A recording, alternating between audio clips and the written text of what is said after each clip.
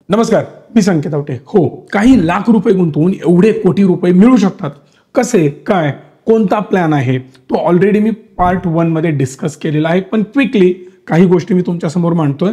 आणि हा जो दुसरा पार्ट आहे, हा बनवण्यामागचं रिझन काय हे पण मी तुम्हाला सांगतोय. कारण ज्या काही तुमच्या कमेंट आल्या होत्या त्या प्रश्नांची उत्तरं मी या पार्टमध्ये कव्हर करणार आहे. सो लाईव्ह कव्हर मला हवा आहे 1 कोटी रुपयांचा. इकडे मी लिहिलेला आहे लिमिटेड पे, आणि यासाठी मला 12 वर्ष अप्रॉक्सिमेटली पे करायचं आहे. तुम्ही 13, 14, 15, 16, 17, 18 वर्ष जेवढं हवं तेवढं घेऊ शकता. पण मी जनरली सांगतो 12 वर्ष का ठेवा. रिझन बिहाइंड दॅट की 12 वर्ष मी भरून रिकामा होईल. बरेच लोक म्हणतात की मी लाईफ टाईम भरत राहणार आहे. लाईफ टाईम जेव्हा तुम्ही पैसे भरताना तेव्हा परत तुम्ही अडचणीत येता. बिकॉज मी रिटायर्ड झालेला असतो, इन्कम बंद झालेला असतो. त्या केसमध्ये परत आपल्याकडे पैसे तेवढे नसतात आणि लाईफमध्ये कॉम्प्रोमाइज करावं लागतं. आणि आफ्टर 12, 13, 15 इयर्स जर आपल्याला परत लाईफमध्ये भरतच बसायचं असेल तर थोडासा त्रास आहे बरं का. म्हणजे जर मी आज काम सुरू करतोय आणि 50 वर्षानंतर सुद्धा मी पैसेच भरणार आहे, याला काही पॉइंट नाही. मॅक्सिमम 15-20 वर्ष इनफ आहेत. त्याच्यानंतर पैसे भरण्याची वेळ आपल्यावर आली नाही पाहिजे, हे माझं मत आहे. वय 50 वर्ष ठेवूयात आपण. कारण आता समजा आपण एक 30 वर्ष कन्सिडर वय केलं असेल तर 5 आणि 3 8 किंवा त्याच्यापेक्षा जास्त आपण ठेवू शकतो. 60 वर्ष म्हणजे 90 वर्षापर्यंत मला कव्हर मिळणार आहे. इफ यू वॉन्ट तुम्ही याला 100 पर्यंत घेऊन जाऊ शकता. मी 100 करतो. मी याच्या पुढे जातोय. याच्या पुढे गेल्यानंतर बऱ्याच गोष्टी मला क्लिअर होतात. ज्याच्यामध्ये लाईफ कव्हर, जर त्या व्यक्तीची डेथ झाली त्याला 1 कोटी रुपये मिळणार. दुसरी महत्वाची गोष्ट, ऍक्सिडेंटल बेनिफिट 90 लाख रुपये मिळणार. म्हणजे 1,90,00,000 रुपये मिळणार जर ऍक्सिडेंटल डेथ झाली तर. पण परमनंट डिसेबिलिटी, ATPD, जर काही डिसेबिलिटी आली, अपंगत्व आलं किंवा हात तुटले, पाय तुटले, डोळे गेले किंवा कोमामध्ये एखादा व्यक्ती जाऊ शकतो, अशा केसेसमध्ये 90 लाख रुपये मिळतात. इमॅजिन करा, डायरेक्ट 90 लाख रुपये. आणि वरचे जे 2 कव्हर आहेत ते तसेच चालू राहतात. मग समजा त्यानंतर परत डेथ झाली तर परत 1 कोटी रुपये मिळतात. आता यालाच लागून एक क्वेश्चन होता बरं का. मला त्यांनी प्रश्न विचारला की जर मेल्यानंतरच पैसे मिळणार असतील तर उपयोग काय. तर असं नाहीये. या सगळ्या प्रश्नांची उत्तरे आणि ही कमेंट पण तुम्ही इथं बाजूला बघू शकता, मी देणार आहे. तर वेगवेगळे ऑप्शन्स आपल्याकडे आहेत, वेगवेगळ्या फंड्स आपल्याकडे आहेत, त्याच्यामध्ये आपण इन्व्हेस्टमेंट करू शकतो. मी आता यामध्ये जास्त चेंज करणार नाही. मोमेंटममध्ये मी 100% टाकून देतोय. 50-50% करा, 10-10% करा, 25-30 आणि त्याचबरोबर परत 25 आणि उरलेले 21% परत एका फंडमध्ये, असंही करू शकता. तुम्हाला जसं कॉम्बिनेशन पाहिजे तसं तुम्ही त्या फंडमध्ये कॉम्बिनेशन घडवून आणू शकता. आता या केसमध्ये होणार असं आहे की टोटल प्रीमियम माझा होतो किती, ऑलमोस्ट 1,02,000, 1,03,000 रुपये. राऊंड फिगर आपण 1 लाख रुपये पकडूयात. मला 1 लाख रुपये 12 वर्ष भरायचे आहेत. आता या केसमध्ये या स्कीमने रिटर्न किती दिली, गेल्या 1 वर्षात 43% रिटर्न आहे, 3 वर्षाची 24% आणि गेल्या 5 वर्षामध्ये 28% कन्सिस्टंट रिटर्न. खूप मोठे आकडे आहेत साहेब. 28% रिटर्न 5 वर्षाचे म्हणायचं कशाला. पण चला, आपण एवढं पकडणारच नाही आहोत. आपण याला कमी करूयात. मला वाटतं 20%, पण त्याच्यापेक्षाही कमी येऊयात. इंडेक्स प्रमाणे जाऊयात ना. तुम्ही म्हणाल एवढे रिटर्न देतो कोण, मग निफ्टी 50 15% ग्रो करतो. त्याच्यापेक्षा तर फंड बेटर परफॉर्म करायलाच पाहिजे. No doubt, subjected to market risk, guarantee नसते. आणि हा टाटांचा प्लॅन आहे, मी काय माझ्या घरी तयार केलेलं नाही. मी प्रत्येक कंपनीचे वेगवेगळे प्लॅन सांगत तुमच्यापर्यंत येतोय. भारतीय एक्साचे काही मी प्लॅन एक्सप्लेन केलेले आहेत, टाटांचे मी काही एक्सप्लेन केलेले आहेत, काही ICICIचे प्लॅन मी एक्सप्लेन केलेले आहेत. वेगवेगळ्या कंपन्या पकडून आपण त्यांचे जे बेस्ट प्लॅन असतील त्यातल्या त्यात ते मी तुमच्यापर्यंत पोहोचवण्याचा प्रयत्न करतोय. यामध्ये माझी जी काही मदत लागेल तुम्ही घेऊ शकता या नंबरला कॉल करून. सो जर मी 15% रिटर्न यामधून कमवले तर 20 वर्षांमध्ये याचे होतात 42 लाख रुपये. 30 वर्षानंतर होतात 1,51,00,000 रुपये. तर 40 वर्षात होतात 5,33,00,000 रुपये. जो प्रश्न होता ना, जिवंत असताना काय मिळणार, तुम्ही हे तर सांगताय मेल्यानंतर. एक सिंपल गोष्ट लक्षात घ्या, ज्या लोकांना जी गोष्ट पटते ती करणं गरजेचं आहे. आता ज्या लोकांना लाईफची कदर नाहीये, प्रॉपर फायनान्शियल प्लॅनिंग करायचं नाहीये, त्यांचा आणि इन्शुरन्सचा दुरान्वये संबंध नाही. तुम्ही कसेही कुठे इन्व्हेस्ट करू शकता. पण ज्या लोकांना प्रॉपर प्लॅन करायचं आहे त्यांच्याकडे लाईफ कव्हर असणं गरजेचं आहे. आता यात काही लोक म्हणतील आम्ही टर्म वेगळा घेतो. बिनधास्त घ्या. तुमच्याकडे जर त्या एक्सपर्टीज असतील, तुम्ही टर्म वेगळा घ्या, तुम्ही स्वतःचे स्टॉक वेगळे मॅनेज करा. जर तुम्हाला 4 पैसे मॅनेजमेंटचे द्यायचे नसतील कंपनीला तर काहीच हरकत नाहीये. अदरवाईज तुम्हाला वाटेल की मी हा प्लॅन विकायला आलोय, मला काही पडलेलं नाहीये. तुम्हाला जो हवा तो प्लॅन घेऊ शकता. तुम्हाला प्युअर टर्म हवाय तो सुद्धा मी तुम्हाला देऊ शकतो. कारण काही लोकांना काय वाटतं ना की यामध्ये 4 पैसे मिळवतात म्हणजे काहीतरी अपराध करतात. बिलकुल नाही. तुम्ही असे प्लॅन, कुठलाही plan, demat account, mutual fund, insurance, stock, कुठलाही प्रोडक्ट कुठूनही घेऊ शकता. जिथून घ्याल त्याला त्याचा बेनिफिट होणार आहे, कारण तो तेवढे एफर्ट लावून ती गोष्ट तुमच्यापर्यंत पोहोचवतोय आणि ती सर्व्हिस तुम्हाला प्रोव्हाइड करतोय, त्याची ती कॉस्ट असते. सो प्रत्येक धंद्यामध्ये कोणी फुकट कुठलीही गोष्ट करत नाही, हे डोक्यामध्ये तुमच्या फिट राहू दे. सो दॅट या पर्टिक्युलर प्रोडक्टमध्ये होतं काय, तर तुमचे पैसे मॅनेज केले जातात एका फंड मॅनेजरकडून.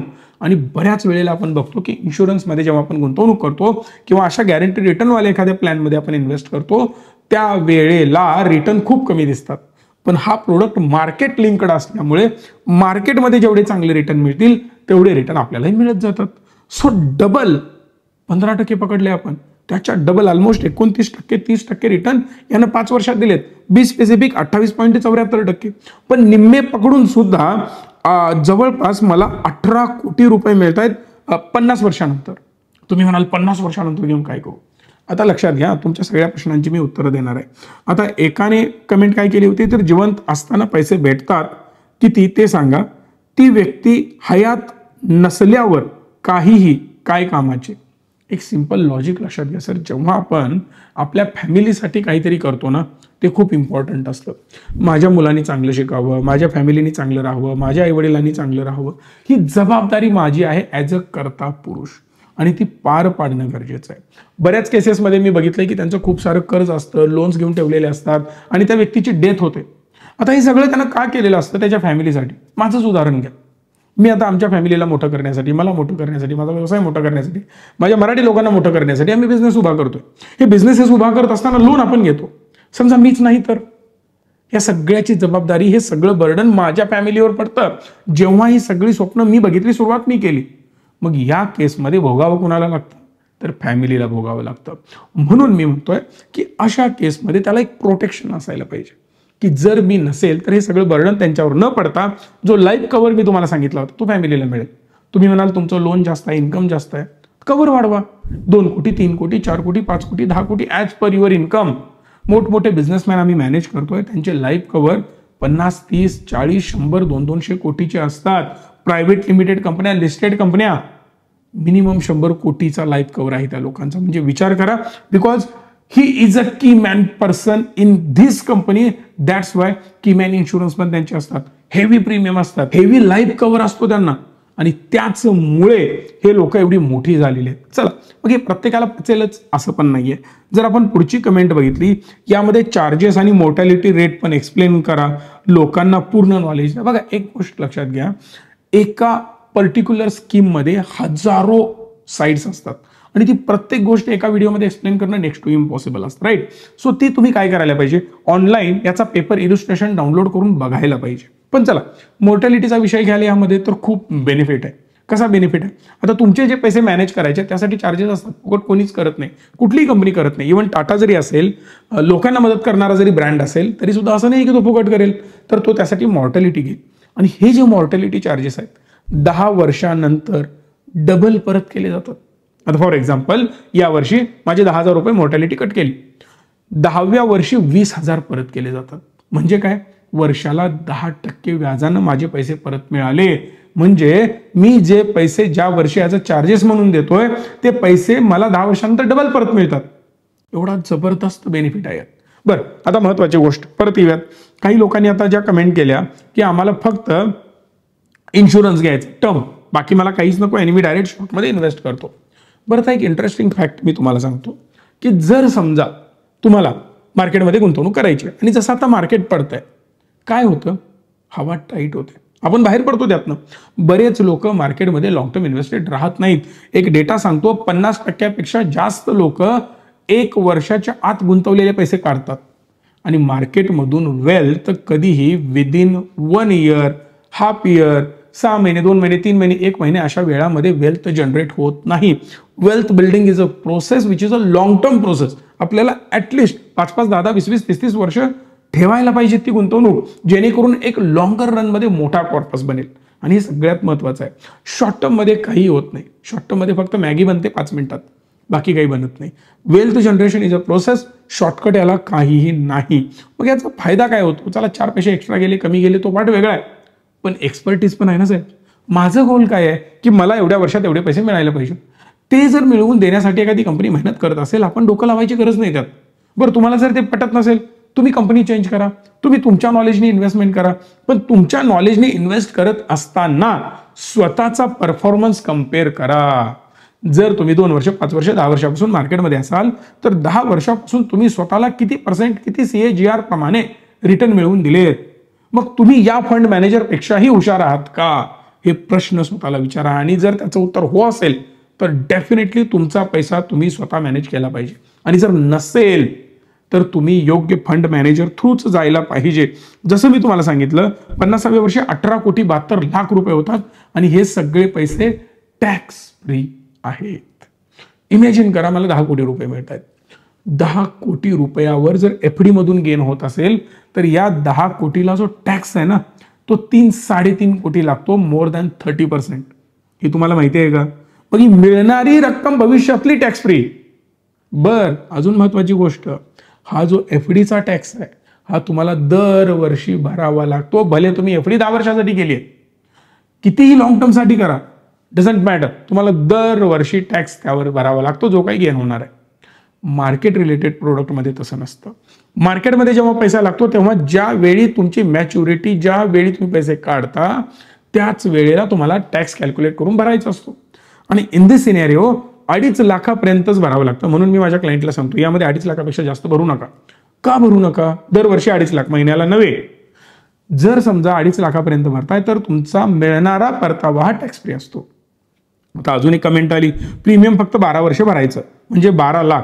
या जोखमीचा हप्ता, risk premium, fund charges, administrative expense आणि अजून काही फंड मधून कपात होत राहील. वय वाढेल तसा रिस्क प्रीमियम वाढेल. मग मार्केटची वाढ आणि घट कपात होणाऱ्या प्रीमियमची सांगड घातली तर 30 किंवा 40% परतावा मिळणं हे कसं शक्य आहे? लोकांना फसवू नका साहेब. हा प्लॅन माझा नाहीये, माझा आणि टाटांचा काही संबंध नाहीये. हा व्हिडिओ स्पॉन्सर्ड आहे का? तर बिलकुल नाहीये. मला घंटा फरक पडत नाही. मी अनेक वेळा तुम्हाला मी सांगितलंय, जो व्हिडिओ स्पॉन्सर्ड असतो तो मी क्लिअर इथं लिहिलेलं असतं, व्हिडिओ इज स्पॉन्सर्ड, आणि त्या टाइम स्टॅम्पमध्ये त्यांचं प्रमोशन असतं. हे एवढे सगळे उद्योग करत कोणीही बसत नाही. पहिली गोष्ट. आता तुमच्या प्रश्नांची उत्तरे. 30 ते 40% परतावा मिळणे अशक्य आहे. मी सांगतोय 1,00,000% इम्पॉसिबल आहे. हा, कधी पॉसिबल आहे? आता मार्केट पडलंय, उदाहरण घ्या, मार्केट 30, 40, 50% डाऊन आहे काही स्टॉक. आता या प्लॅन मध्ये खूप जास्त इंटरेस्ट घ्यायलाच हवा असं माझं स्पष्ट मत आहे. का? तर मार्केट डाऊन आहे. बघा ना, जे मी उदाहरण तुम्हाला दिलं, 40-50% मार्केट खाली आहे आणि अशा मार्केटमध्ये 5-5 वर्ष जर मी लॉक इन मध्ये पैसा टाकतोय ना, तर साहेब विचार करा 5 वर्षानंतर याची व्हॅल्यू काय असेल.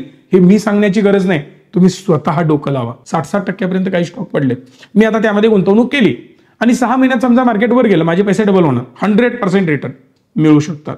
पण हेच 100% रिटर्न 10 वर्षांचा CAGR 100 राहू शकत नाही. दरवर्षी डबल होणार आहे का? इम्पॉसिबल आहे. सांगण्याचा मुद्दा एवढाच आहे. 30-40% रिटर्न मलाही पटत नाहीत. मग 30-40% आकडा तुम्ही कुठून आणला? मी तर सांगितलेला नाही. जुन्या व्हिडिओची लिंक मी डिस्क्रिप्शन मध्ये देतोय, ती व्हिडिओ जाऊन तुम्ही बघू शकता. त्यामुळे तुम्हाला त्याचा अंदाज येईल. 12 लाख भरून एवढे कसे मिळतात? तर साहेब कंपाऊंडिंग होतं. जर तुम्ही याचे शॉर्ट टर्म रिटर्न बघितले, तर फॉर एक्झाम्पल 12 वर्ष तुम्ही पैसे भरले, 20व्या वर्षी बघितला तर तुम्हाला 42 लाख रुपये इथं व्हॅल्यू दिसते 15%. आणि ही सुद्धा गॅरंटेड नाही, अप अँड डाऊन होऊ शकते. 20% मिळाले तर हा 42च्या ऐवजी अजून चांगला आकडा होऊ शकतो. त्यामध्ये कुठलंही दुमत कोणाचं असायचं कारण नाही. सिंपल लॉजिक आहे. हां, प्लॅनचं नाव परमरक्षा नाव आहे. जर कोणी मी नाव घ्यायला विसरलो असेल तर मागच्या व्हिडिओचा संदर्भ देत मी नाव घ्यायचं विसरलो. सो 42 लाख रुपये होतात. तुम्ही 10 वर्षात काढाल तर 11 लाख रुपये होणार आहेत, कारण 10 लाख तुम्ही भरले आणि भरत जात आहे ना हळूहळू. थोडीशीच ग्रोथ झाली, जास्त झालेली नाही. 30 वर्षात 1,51,00,000 रुपये, 40 वर्षात 5,33,00,000 रुपये, ही अमाऊंट मोठी होते. आणि मी बऱ्याच लोकांना सांगतो, हे पैसे एकदा इन्व्हेस्ट केले की हे काढायचे नाहीत. का काढायचे नाहीत? तर टॅक्स फ्री आहे आणि वर्षाचे 1 लाख भरायचे ना आपल्याला. तुम्ही हे कमी पण करू शकता. जेवढा तुम्ही कव्हर कमी कराल ती अमाऊंट पण कमी होत जाईल. जी मदत लागेल ती या नंबरला कॉल करा, आमची टीम तुम्हाला करेल. दुसरी महत्वाची गोष्ट, जर समजा तुम्हाला अमाऊंट वाढवायची आहे तर कव्हर वाढवा, ऑटोमॅटिकली अमाऊंट वाढत जाईल. परतावा टॅक्स फ्री असल्यामुळे सतत पैसे काढू नका. 5 वर्षानंतर इझिली तुम्ही पैसे काढू शकता. 5 वर्षांमध्ये एक चांगली वेल्थ बिल्ड होते, हे लक्षात राहू दे. वेल्थ बिल्डिंग करणं खूप गरजेचं आहे आणि जेव्हा जेव्हा तुमच्या वेल्थ बिल्डिंग चांगल्या लेवलला होतात तेव्हा तेव्हा पैसा खूप मोठा बनत जातो, कंपाऊंडिंगचा इफेक्ट होत जातो. आणि शेवटी या कमेंट मधला राहता राहिला प्रश्न चार्जेसचा, जे मी तुम्हाला ऑलरेडी सांगितलंय की चार्जेस डबल होऊन परत मिळतात मोर्टॅलिटी वगैरे, आणि याचाच फायदा तुम्हाला घ्यायचा आहे. ज्या लोकांना स्वतः मार्केटमधलं नॉलेज नाही तिथं असे एक्सपर्ट असणं गरजेचं आहे. ज्या लोकांकडे आहे त्यांनी बिंदास्त स्वतः इन्व्हेस्टमेंट करावी. तुम्हाला डायरेक्ट टर्म हवा आहे तो सुद्धा आम्ही देऊ शकतो. कुठल्याही कंपनीचा हवा आहे तो घेण्यासाठी आम्ही मदत तुम्हाला करू शकतो. आणि वन ऑफ द बेस्ट कुठला तुमच्यासाठी असू शकतो यामध्ये पण आम्ही तुम्हाला मदत करणार. पुढचा व्हिडिओ कोणत्या प्रोडक्टवर असायला पाहिजे हे तुम्ही मला सांगू शकता. आणि या व्हिडिओला लाईक करा, शेअर करा, मॅक्सिमम लोकांपर्यंत पोहोचवा. प्रत्येकाला असे प्लॅन कळायला हवेत. धन्यवाद. Stay tune and stay